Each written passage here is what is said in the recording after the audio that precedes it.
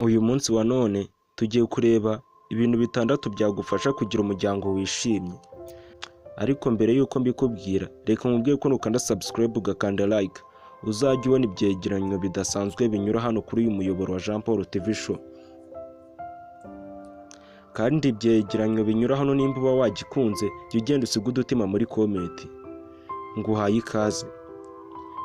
Iya mbere, ni byiza gushyiraho indangagaciro ndetse n'intego z'umuryango, hanyuma abawubamo bose bakazimenyeshwa kugira ngo basenyere umugozi umwe bazi icyo bagamije kugeraho. Iya kabiri, nimuganire ku hahiseho umuryango wanyu, atari byiza mwagezeho gusa ahubwo naho mwagiye mutsindwa, bizatuma abakiri bato muri mwe bigirira icyizere bumve ko bashobora guhura n'ibintu bikomeye ariko ubuzima bugakomeza.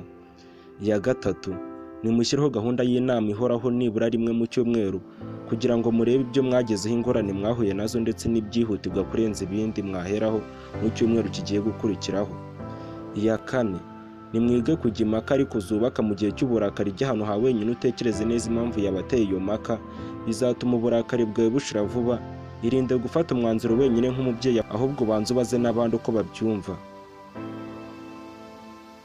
Iya gatanu, mugerageze kubaka umuco wo gufatira amafunguro hamwe, kuko ni igihe cyiza cyo kuganira ndetse n'abana bakigira ibintu byinshi ku babyeyi babo, nk'ikinyabupfura, kudafata ibiyobyabwenge bijyanye n'inda zitateganyijwe n'ibindi.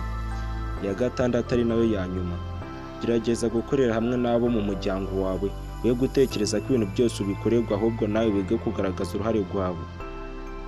Ibyo ngibyo akaba ari byo bintu bitandatu byagufasha kugira umuryango wishimye. Iki cyegeranyo nimba wagikunze, uze gukanda subscribe ukande like, tujye tubana buri munsi.